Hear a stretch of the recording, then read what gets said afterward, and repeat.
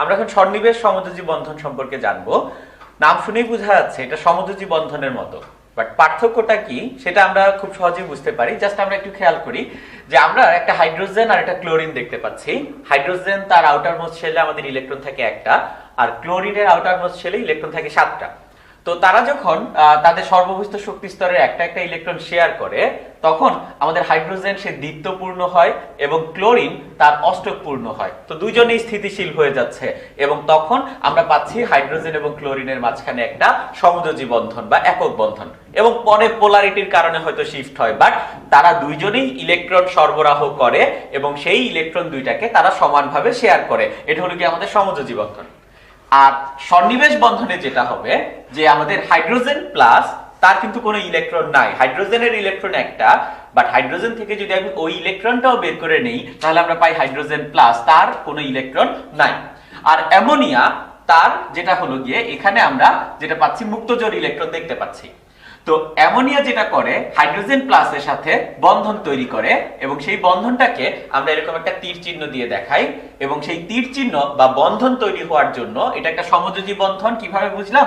যে তারা এই দুইটা ইলেকট্রন সমানভাবে শেয়ার করে। এখন দুইটা ইলেকট্রন কারা দিচ্ছে?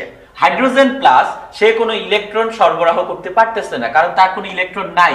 হাইড্রোজেন প্লাসের ইলেকট্রন শূন্য, হাইড্রোজেন প্লাসে কোনো ইলেকট্রন নাই, বাট অ্যামোনিয়াই এখানে দুইটা ইলেকট্রন দিচ্ছে, এবং অ্যামোনিয়া যেহেতু ইলেকট্রন দিচ্ছে তাকে আমরা বলি গিয়ে দাতা গ্রুপ, আর হাইড্রোজেন প্লাস ইলেকট্রন গ্রহণ করছে তাকে আমরা বললাম গ্রহীতা গ্রুপ।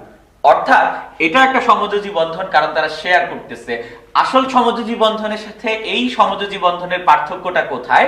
পার্থক্যটা হলো সমযোজী বন্ধনে দুইজনের মাঝখানে যদি বন্ধন হয়, দুইজনেই ইলেকট্রন দেয়, সেটাকে শেয়ার করে। বাট এই সন্নিবেশ সমযোজী বন্ধনে শুধুমাত্র একজন ইলেকট্রন সরবরাহ করে, অন্যজন ইলেকট্রন সরবরাহ না করে সেটাকে সমানভাবে শেয়ার করতে থাকে, এবং সেখান থেকে আমরা নামটা পাই যে সন্নিবেশ সমযোজী বন্ধন। সন্নিবেশ সমযোজী বন্ধনকে আমরা এরকম একটা তীর চিহ্ন দিয়ে প্রকাশ করি, এবং তীর চিহ্ন অ্যামোনিয়া থেকে হাইড্রোজেন প্লাসের দিকে যাচ্ছে। সুতরাং অ্যামোনিয়া ইলেকট্রন দিচ্ছে হাইড্রোজেন প্লাসকে। অ্যামোনিয়া হলো কি আমাদের দাতা পরমাণু, হাইড্রোজেন প্লাস হলো কি আমাদের গ্রহীতা পরমাণু। আমরা আরেকটা উদাহরণ দেখতে পারি, অ্যামোনিয়া বোরন ট্রাইফ্লোরাইড। এটা একটা সমযোজী যৌগ, সন্নিবেশ সমযোজী বন্ধনের মাধ্যমে সৃষ্ট এক প্রকার যৌগ। কেন এটা সন্নিবেশ সমযোজী বন্ধন হলো? অ্যামোনিয়া তার মুক্তজোড় ইলেকট্রন আছে একটা, আর বোরন ট্রাইফ্লোরাইড এমন এক প্রকার যৌগ যার অষ্টক সংকোচন হয়। বোরন তার আউটার মোস্ট শেলে আমাদের ইলেকট্রন আছে 3টা। যখন 3টা ফ্লোরিন আসে তখন প্রতিটা ফ্লোরিন এক একটা ইলেকট্রন নিয়ে এসে বোরন ট্রাইফ্লোরাইড গঠন করে। আমরা যদি দেখি বোরন ট্রাইফ্লোরাইডের সর্ববহিস্থ শক্তি স্তরে আমাদের ইলেকট্রন 6টা।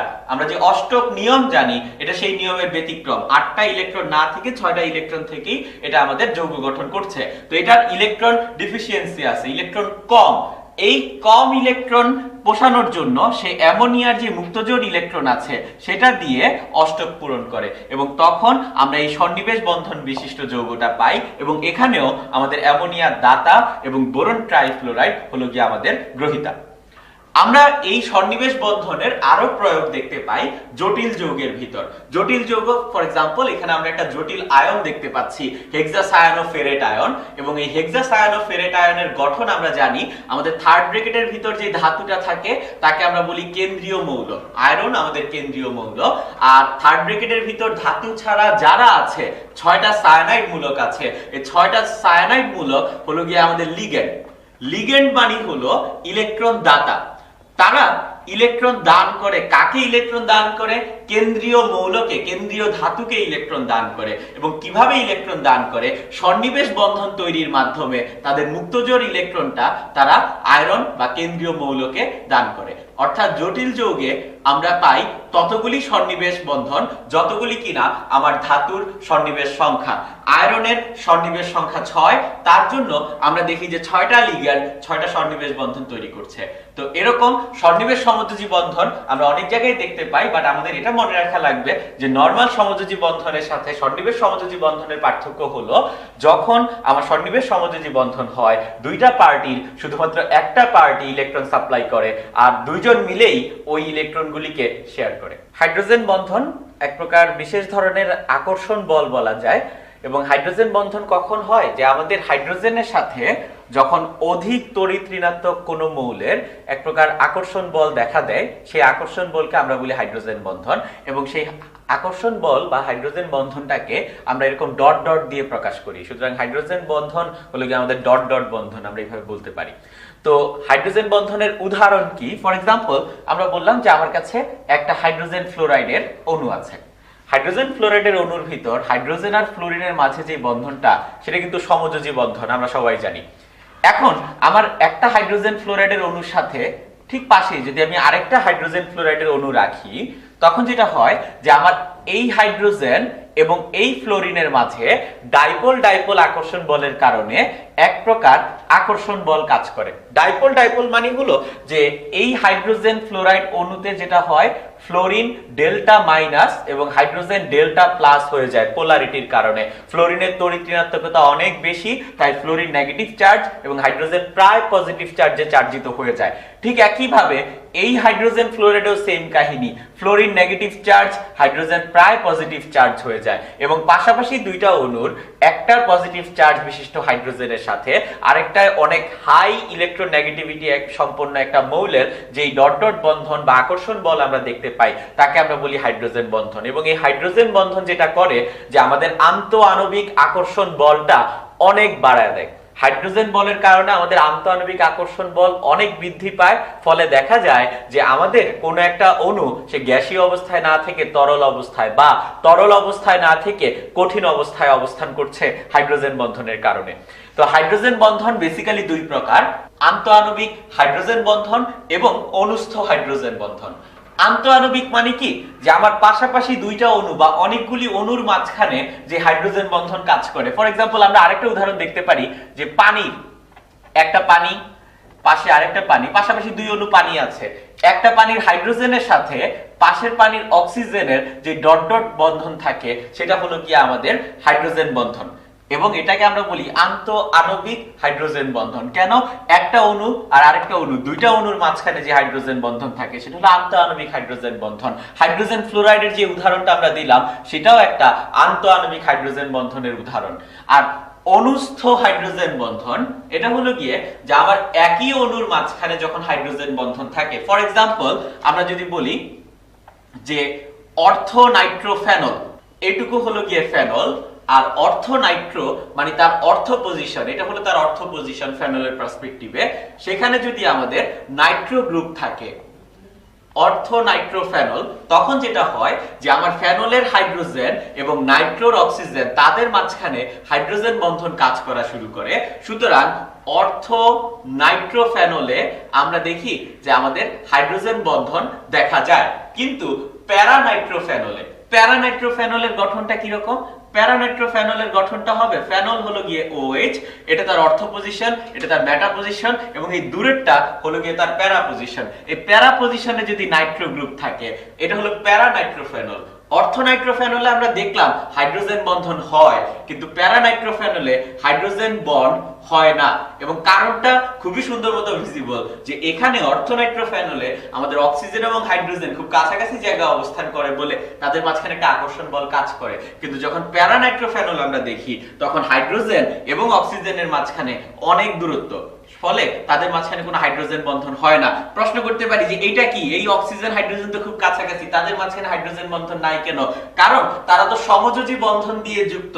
যারা সমযোজী বন্ধন দিয়ে যুক্ত তাদের ভিতর হাইড্রোজেন বন্ধন হবে না। হাইড্রোজেন বন্ধন হবে আইসোলেটেড একটা হাইড্রোজেনের সাথে আইসোলেটেড একটা অধিক তড়িৎ ঋণাত্মক, মানে ফ্লোরিন, ক্লোরিন, অক্সিজেন, নাইট্রোজেন যাদের তড়িৎ ঋণাত্মকতা হাই, তাদের হাইড্রোজেন বন্ধন হবে। আমরা এখন পানির ক্ষেত্রে বা বরফের ক্ষেত্রে হাইড্রোজেন বন্ধনের প্রভাবটা খেয়াল করব। তো আমরা একদম উপরে অনেকগুলি পানির অণু দেখতে পাচ্ছি, প্রতিটাই বিচ্ছিন্ন, প্রতিটার মাঝখানে কোনো আকর্ষণ বল নেই।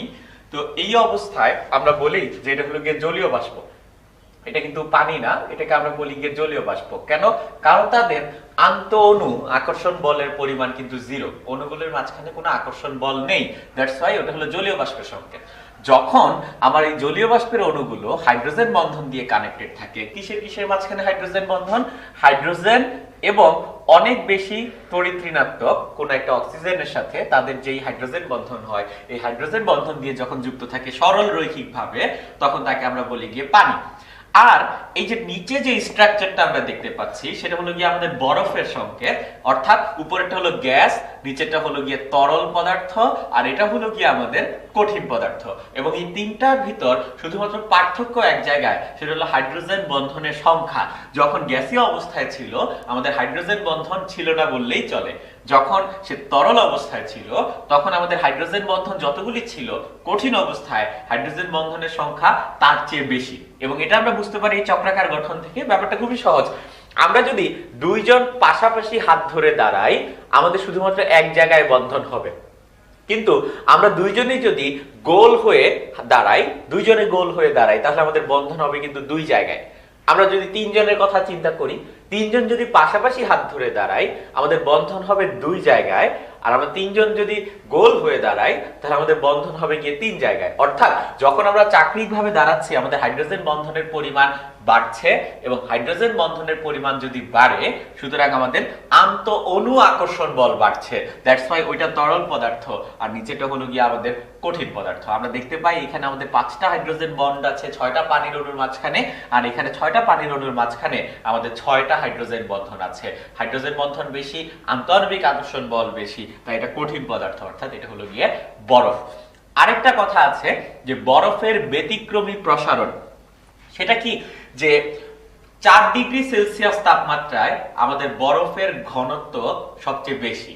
ঘনত্বের সূত্র কি? রো ইজ ইকুয়ালস টু হলো গিয়ে m বাই ভি। তো ঘনত্ব যদি ম্যাক্সিমাম হতে হয়, আমাদের ভলিউম হওয়া লাগবে গিয়ে মিনিমাম। তো যেহেতু বলে যে 4 ডিগ্রি সেলসিয়াস এ পানির ঘনত্ব ম্যাক্সিমাম, অর্থাৎ 4 ডিগ্রি সেলসিয়াস এ পানির ভলিউম মিনিমাম। এখন 4 ডিগ্রি সেলসিয়াসে পানির ভলিউম মিনিমাম কেন, বা 4 ডিগ্রি সেলসিয়াসে পানির ঘনত্ব ম্যাক্সিমাম কেন, এটার লজিকটাও কিন্তু এখানে। আমরা যদি বরফ, যেটা কিনা 0 ডিগ্রি সেলসিয়াস তাপমাত্রায় আছে, তাকে তাপ দেওয়া শুরু করি, তো তাপ দেওয়া শুরু করলে কি হবে? যে এই যে বরফের আয়তন কিন্তু পানির আয়তনের চেয়ে বেশি। কেন বরফের আয়তন পানির আয়তনের চেয়ে বেশি? আমরা যদি দেখি যে পানি যতটুকু আয়তন দখল করে আছে, বরফ ঠিক ততটুকু আয়তনই দখল করে আছে, বা চাকরিক ভাবে। এবং বরফ এই মাঝখানের যে ফাঁকা জায়গাটুকু, সেই ফাঁকা জায়গাটুকু এক্সট্রা দখল করে আছে। অর্থাৎ আমাদের বরফের আয়তন পানির আয়তনের চেয়ে বেশি, কারণ এই মাঝখানের ফাঁকা জায়গাটুকুকেও আমি বরফের আয়তন হিসেবে কনসিডার করছি। যেহেতু বরফের আয়তন বেশি, পানির আয়তন কম, তাই আমরা বলতে পারি যে বরফের ঘনত্ব আর পানির ঘনত্বের মাঝখানে সম্পর্কটা কি। আমরা বললাম বরফের আয়তন বেশি পানির আয়তনের চেয়ে, সুতরাং যেহেতু আয়তন এবং ঘনত্ব ব্যস্তানুপাতিক, আমরা বলতে পারি পানির ঘনত্ব বেশি, বরফের ঘনত্ব কম, এবং যার ঘনত্ব কম সেটা বেশি ঘনত্বের জিনিসের উপর ভাসতে পারে। এই জন্য আমাদের অ্যান্সারটা হলো বরফ পানিতে ভাসে, কারণ বরফের ঘনত্ব কম, পানির ঘনত্ব বেশি। এটার কারণ কি? এটার কারণ হলো বরফের আয়তন বেশি, পানির আয়তন কম। এখন পানির আয়তন 4 ডিগ্রি সেলসিয়াস তাপমাত্রায় সর্বনিম্ন কেন, বা পানির ঘনত্ব 4 ডিগ্রি সেলসিয়াসে সর্বোচ্চ কেন, এটা আমরা বুঝতে পারি পানির ব্যতিক্রমী প্রসারণ থেকে। আমরা এইমাত্রই দেখলাম 0 ডিগ্রি সেলসিয়াস তাপমাত্রায় আমাদের যে বরফ থাকে সেটার আয়তন অনেক বেশি হয়। আমরা যত তাপ দিব তার তাপমাত্রা আস্তে আস্তে বাড়বে, বরফ থেকে সেটা পানি হবে। কিন্তু বরফ থেকে যদি পানি হয় তখন তার আয়তনটা কিন্তু আস্তে আস্তে কমবে, কারণ বরফের আয়তন যতটুকু পানির আয়তন তার চেয়ে কম।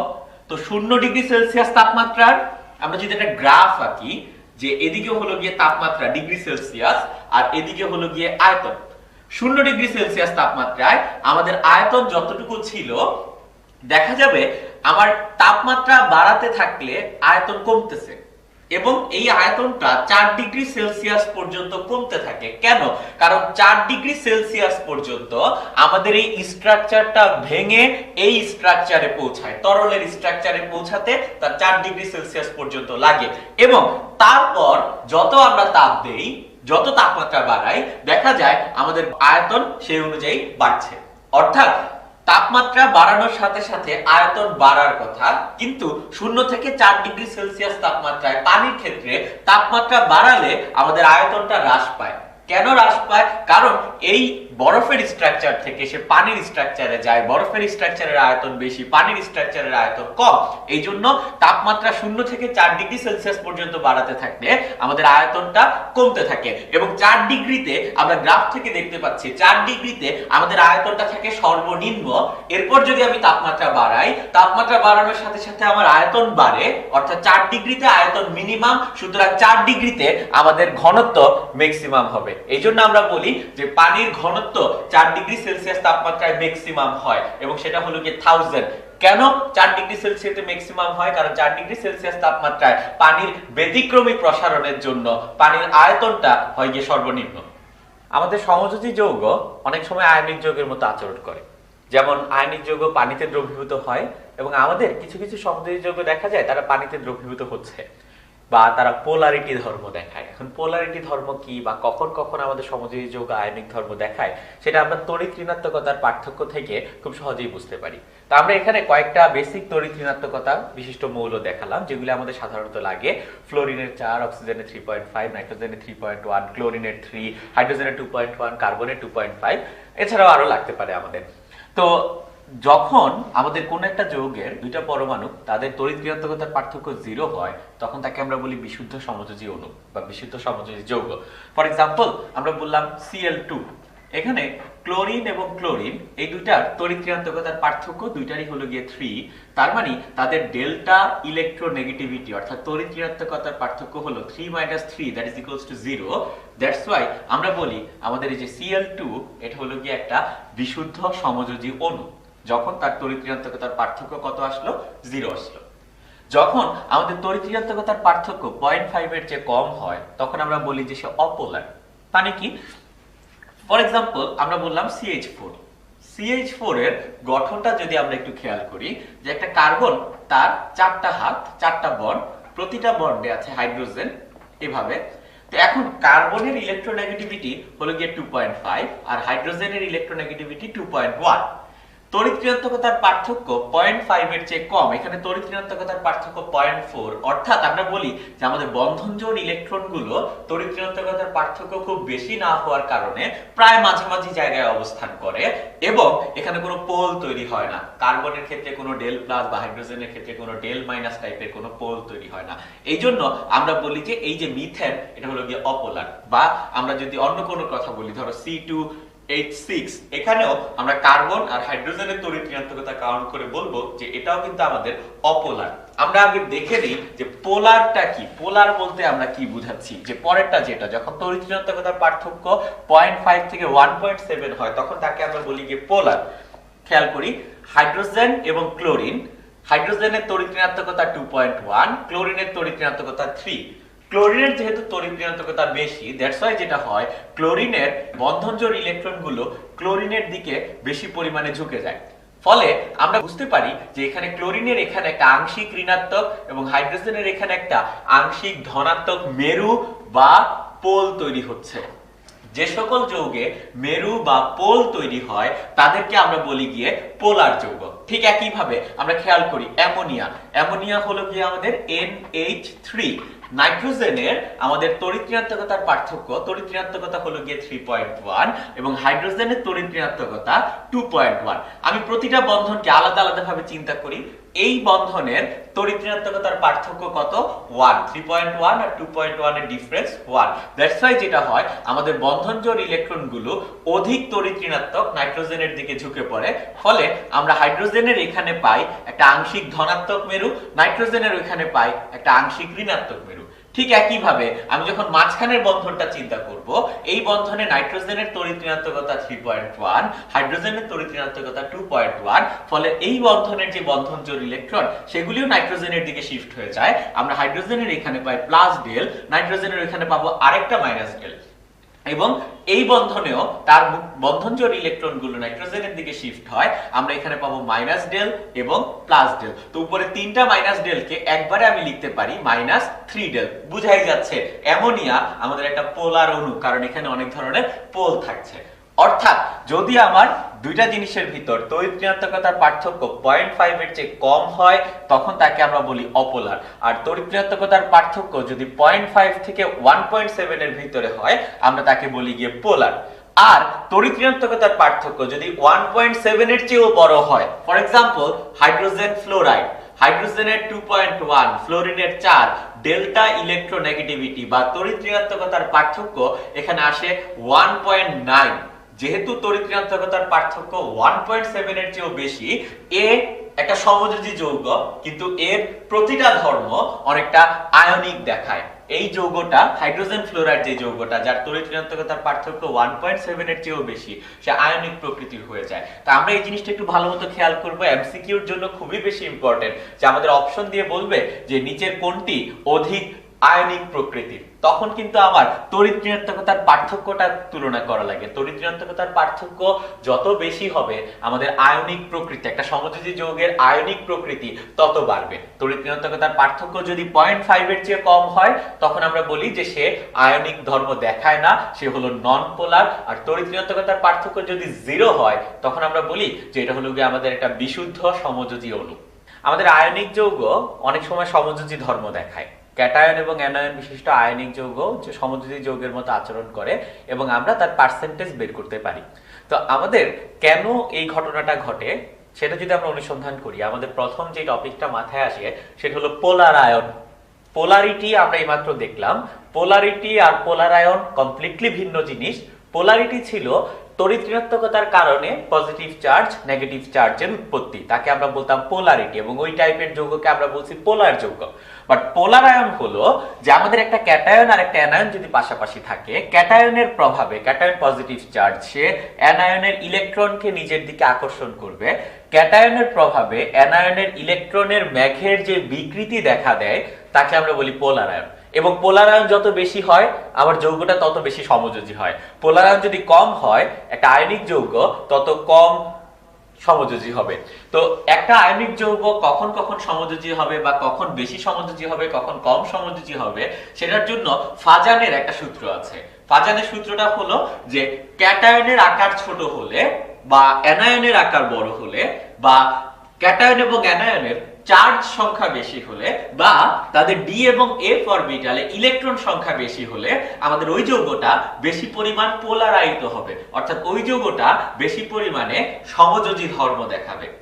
আমরা এই সূত্রটা খুব সহজে প্র্যাকটিক্যালি কিভাবে ইউজ করব সেটা একটু দেখতে পারি। আমরা বললাম যে আমাদের সোডিয়াম ক্লোরাইড আছে আর পটাশিয়াম ক্লোরাইড আছে। আমি প্রশ্ন করলাম এই দুটোর ভিতর কোনটা আমাদের বেশি সমযোজী ধর্ম দেখাবে বা কোনটা বেশি তুলনামূলক বেশি আয়নিক ধর্ম দেখাবে।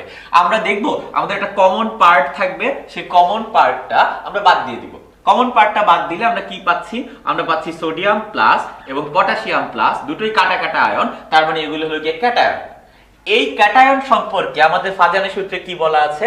ক্যাটায়ন সম্পর্কে বলা আছে ক্যাটায়ন যদি ছোট হয়, এই সোডিয়াম এবং পটাশিয়ামের ভিতর সোডিয়াম, পটাশিয়াম, লিথিয়াম তারা গ্রুপ 1A তে তারা এইভাবে অবস্থান করে। তার মানে কি আমরা যত নিচে নামি পরমাণুর আকার তত বাড়ে, অর্থাৎ আমার এই দুইটা আয়নের ভিতর সোডিয়াম প্লাস যে ক্যাটায়ন এটা আকারে ছোট। এই জন্য সোডিয়ামের যে যৌগটা সোডিয়াম ক্লোরাইড সে অধিক পোলারাইজড হয়, সুতরাং সে অধিক পরিমাণ সমযোজী, এবং পটাশিয়াম ক্লোরাইড অধিক পরিমাণে আয়নিক। এখন যেহেতু পটাশিয়াম ক্লোরাইড তুলনামূলক বেশি আয়নিক, তাই আমরা এই সম্পর্কে আরো কিছু কমেন্টস করতে পারি। আয়নিক যৌগের ধর্ম কি? পানিতে দ্রবীভূত হওয়া, তড়িৎ পরিবহন করা, উচ্চ গলনাঙ্ক স্ফুটনাঙ্ক বিশিষ্ট। তো আমরা বলতেই পারি যেহেতু এই দুইটার ভিতর পটাশিয়াম ক্লোরাইড বেশি আয়নিক, সুতরাং এই দুইটার ভিতর পটাশিয়াম ক্লোরাইড উচ্চ তড়িৎ পরিবহন ক্ষমতা সম্পন্ন, পটাশিয়াম ক্লোরাইড উচ্চ গলনাঙ্ক স্ফুটনাঙ্ক বিশিষ্ট, পটাশিয়াম ক্লোরাইড হলো গিয়ে আমাদের পানিতে বেশি দ্রবীভূত হয়। আমরা আরেকটা উদাহরণ দিয়ে দেখি যে ফর এক্সাম্পল আমরা বললাম যে সিলভার ফ্লোরাইড এবং সিলভার ক্লোরাইড কোনটার গলনাঙ্ক স্ফুটনাঙ্ক তুলনামূলকভাবে বেশি। এখানে কমন পার্ট সিলভার আমরা যদি বাদ দেই আমরা পাবো ফ্লোরিন মাইনাস এবং ক্লোরিন মাইনাস, এবং এটা হলো অ্যানায়ন। অ্যানায়ন সম্পর্কে আমাকে বলা আছে অ্যানায়নের আকার যত বড় হবে আমাদের যৌগটা তত বেশি সমযোজী হবে। আমাদের ফ্লোরিনের চেয়ে ক্লোরিনের আকার বেশি বড়, সুতরাং আমরা বলতে পারি আমাদের ক্লোরিন বিশিষ্ট যে যৌগটা সেটা বেশি পরিমাণে সমযোজী, সুতরাং ফ্লোরিনের যে যৌগটা সেটা বেশি পরিমাণে আয়নিক। এবং এই যৌগটা যেহেতু বেশি পরিমাণে আয়নিক আমরা বলতে পারি এটা পানিতে বেশি দ্রবীভূত হয়, এদের গলনাঙ্ক স্ফুটনাঙ্ক তুলনামূলকভাবে বেশি এবং এদের তড়িৎ পরিবহন ক্ষমতাও বেশি। আরেকটা জিনিস আমরা দেখতে পারি, ফর এক্সাম্পল আমরা বললাম যে সোডিয়াম ক্লোরাইড আর অ্যালুমিনিয়াম ক্লোরাইড এই দুটার ভিতর আমাদের কার গলনাঙ্ক স্ফুটনাঙ্ক বেশি বা কে বেশি আয়নিক আমাকে প্রশ্ন করলো। কমন পার্ট আমরা বাদ দিয়ে দেই, ক্লোরিন কমন পার্ট যদি আমরা বাদ দেই আমরা পাবো সোডিয়াম প্লাস এবং অ্যালুমিনিয়াম 3+। তো সোডিয়াম অ্যালুমিনিয়াম একই পর্যায়ে আমরা তাদের তুলনা করতে পারি, বাট আমি দেখাতে চাচ্ছি যে চার্জ দিয়ে আমরা কিভাবে কাজটা করব। এখানে সোডিয়ামের চার্জ হলো 1, অ্যালুমিনিয়ামের চার্জ হলো 3। আমাদের প্রশ্নে বা ফাজানের সূত্রে বলা ছিল যে চার্জ বেশি হলে আমাদের যৌগটা অধিক সমযোজী হবে, সুতরাং আমাদের অ্যালুমিনিয়ামের যে যৌগটা যার চার্জ বেশি সে আমাদের বেশি পরিমাণ সমযোজী, এবং সোডিয়ামের যে যৌগটা সেটা বেশি পরিমাণে আয়নিক, এবং যেহেতু এটা বেশি পরিমাণে আয়নিক এই যৌগটা এই দুইটার ভিতর বেশি পরিমাণে প্রবাহ করে, বেশি পরিমাণে গলনাঙ্ক স্ফুটনাঙ্ক বিশিষ্ট এবং বেশি পরিমাণে পানিতে দ্রবীভূত হয়। আর যে এক্সাম্পলটা আমরা দেখতে পারি সেটা হলো কি এরকম যে বেরিয়াম হাইড্রোক্সাইড এবং বেরিয়াম সালফেট এই দুটোর ভিতর কে পানিতে বেশি দ্রবীভূত হয়, অর্থাৎ মতান্তরে আমি জানতে চাচ্ছি কে বেশি আয়নিক। তো আমরা বেরিয়ামটা বাদ দিলে পাবো হাইড্রোক্সিল আয়ন এবং সালফেট আয়ন। হাইড্রোক্সিল আয়নের চার্জ হলো 1 এবং সালফেট আয়নের চার্জ সংখ্যা হলো গিয়ে 2। আমরা এখানে শুধু সংখ্যা নিয়ে কাজ করি, তাহলে আমরা দেখতে পাচ্ছি যেহেতু সালফেট আয়নের চার্জ বেশি সুতরাং সালফেট বিশিষ্ট যে যৌগটা সেটা বেশি পরিমাণে সমযোজী হবে, কারণ ফাজানের সূত্রে বলা আছে চার্জ বেশি হলে অধিকতর সমযোজী হয়। বেরিয়াম সালফেট বেশি সমযোজী, বেরিয়াম হাইড্রোক্সাইড বেশি আয়নিক, সুতরাং বেরিয়াম হাইড্রোক্সাইড পানিতে বেশি দ্রবীভূত হবে। কিন্তু আমাদের সমস্যা হয় যখন আমাদের এরকম বলে যে পটাশিয়াম ক্লোরাইড এবং সোডিয়াম ফ্লোরাইড এই দুইয়ের ভিতর কে বেশি আয়নিক বা কে বেশি সমযোজী। এই ক্ষেত্রে অ্যাকচুয়ালি আমি অনেক সময় হয়তো বলতে পারবো, অনেক সময় বলতে পারবো না। কিরকম, এখন যদি আমি চিন্তা করি আমার ক্যাটায়ন কে কে, পটাশিয়াম প্লাস সোডিয়াম প্লাস, আর অ্যানায়ন কে কে, ক্লোরিন মাইনাস ফ্লোরিন মাইনাস। আমি প্রথমে ক্যাটায়ন নিয়ে ভাবি, ক্যাটায়ন দুটার ভিতর কে আকারে ছোট, সোডিয়াম প্লাস আকারে ছোট, যেহেতু এটা বেশি ছোট আমরা বলবো এ বেশি সমযোজী প্রকৃতির হবে, বেশি পোলারাইজ হবে। আর অ্যানায়ন দুইটার ভিতর কে আকারে বড়, ক্লোরিন মাইনাস আকারে বড়, তাই আমরা বলতে পারি এ বেশি সমযোজী হবে। ফাজানের সূত্র, ক্যাটায়নের জন্য একরকম রেজাল্ট আসলো, অ্যানায়নের জন্য একরকম রেজাল্ট আসলো। আমি বলতে পারি না অ্যাকচুয়ালি যে কোনটা কারেক্ট অ্যান্সার, যে সোডিয়াম ফ্লোরাইড বেশি সমযোজী নাকি পটাশিয়াম ক্লোরাইড বেশি সমযোজী। কিন্তু আমি যদি প্রশ্নটা উল্টা নিতাম, মানে আমাকে যদি এরকম দেওয়া থাকতো পটাশিয়াম ফ্লোরাইড আর সোডিয়াম ক্লোরাইডের ভিতর কোনটা বেশি আয়নিক কোনটা বেশি সমযোজী, আমরা ক্যাটায়নগুলি চিন্তা করি, sodium plus potassium plus, potassium plus আকারে ছোট সুতরাং সে হলো গিয়ে আমাদের বেশি পরিমাণে সমযোজী। Fluorine minus chlorine minus, chlorine minus আকারে বড় সুতরাং সে বেশি সমযোজী। ক্যাটায়নের জন্য ছোট হলে সমযোজী হয়, অ্যানায়নের জন্য বড় হলে সমযোজী হয়। সুতরাং আমরা বলতে পারি আমাদের সোডিয়াম ক্লোরাইড অধিকতর সমযোজী, পটাশিয়াম ফ্লোরাইড অধিকতর আয়নিক, সুতরাং পটাশিয়াম ফ্লোরাইড অধিকতর পানিতে দ্রবীভূত, অধিকতর তড়িৎ পরিবহন ক্ষমতা সম্পন্ন এবং অধিকতর উচ্চ গলনাঙ্ক এবং স্ফুটনাঙ্ক বিশিষ্ট।